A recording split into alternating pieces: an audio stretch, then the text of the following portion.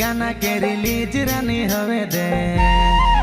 तोके थार में घुमाबू गाना हिट होवे दे मोर